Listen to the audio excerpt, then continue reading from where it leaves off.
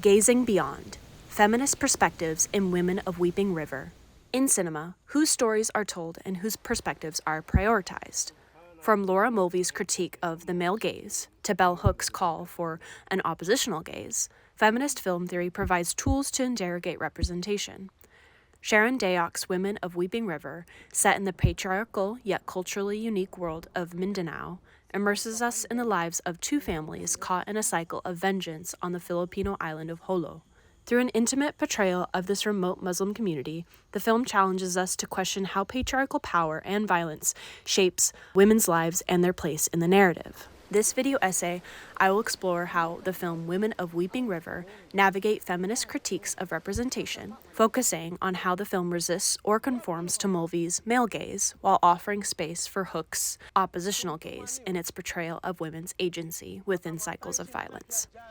In doing so, it reflects on the universal consequences of violence and the silencing of women in patriarchal systems.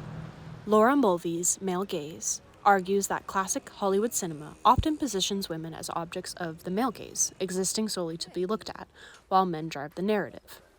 She critiques this tradition for subordinating women's agency, reducing them to symbols of conflict or desire in patriarchal societies, a dynamic deeply ingrained in cinematic representations. Bell Hook's oppositional gaze expands this conversation, emphasizing that marginalized audiences develop a critical oppositional gaze to resist the exclusion and or misrepresentation of their identities in media. Dayok's film, Women of Weeping River, strips away cinematic gloss to portray women in a world defined by clan violence, placing their struggles front and center. But does this depiction empower them or reinforce their powerlessness?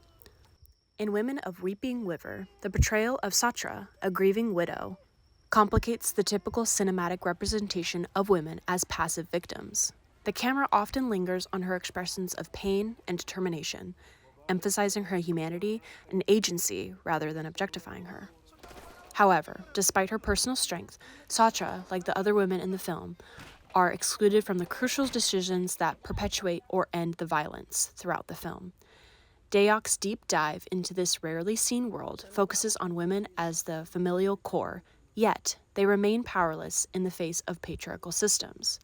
They are not able to make any of the decisions, and their decisions are made for them.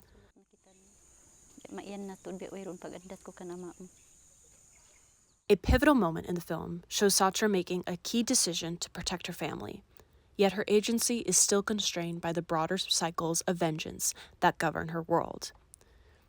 In this scene, Satra attempts to break the cycle of violence by engaging in a peaceful dialogue with the other woman, who is part of the family responsible for her husband's death. Despite the emotional weight of the situation, Satra's attempt to seek peace and protect her family is ultimately thwarted by the deeply ingrained patriarchal and cultural systems that shape their actions. This scene underscores her limited agency. She can choose to try and reconcile, but the broader forces around her make it nearly impossible for her to succeed in truly changing the course of events. Unlike in traditional patriarchal narratives, Women of Weeping River decentralizes male characters, focusing instead on how women like Satra navigate the moral and emotional complexities of clan warfare. This approach resists Mulvey's idea of women as passive figures, reduced to objects of the male gaze. In this scene, like the film's opening, where women drag a dead body up a hill, Dayok's lens neither eroticizes nor victimizes the characters. Instead, it captures their burdens with documentary-like realism, rejecting the voyeuristic pleasure Mulvey critiques. The character Satra, her grief and rage are palpable as she navigates her harsh reality, questioning whether revenge or forgiveness will bring her peace. These intimate moments challenge the passive roles often assigned to women in traditional narratives, allowing Satra's agency to emerge despite the oppressive systems around her. For viewers, especially women, Women of Weeping River offer an opportunity for critical engagement, inviting an oppositional gaze. Bell Hook's concept of the oppositional gaze resonates deeply in the film, as we see Satra not only resisting violence, but also challenging the societal structures that perpetuate it. The film's cultural specificity provides a lens for women in marginalized communities to see themselves reflected, offering a powerful opportunity for recognition and resistance. Through the use of non-actors, Deok renders the women's experiences with authenticity, never glamorizing their trauma. Satra's moments of doubt and reflection compel viewers to critique the systems of violence that shape her life, making the film a space for critical engagement and self-reflection.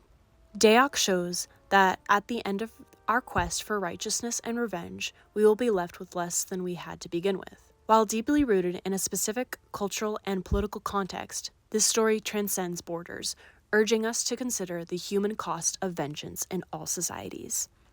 By centering Satra's journey, Women of Weeping River complicates Mulvey's notion of the male gaze, while aligning with Hook's idea of the oppositional gaze. The film critiques patriarchal violence and invites us to look critically not only at its characters, but also at the broader system of power shaping their lives, offering a universal reflection on how revenge ultimately leaves us with nothing but loss. In a world where cinema has often silenced women, films like Women of the Weeping River remind us of the power of storytelling to give voice to the voiceless. In its stripped-down style and focus on women's lives, Deok's film challenges us to look critically, not just at its characters, but at the broader systems that perpetuate cycles of violence and silence.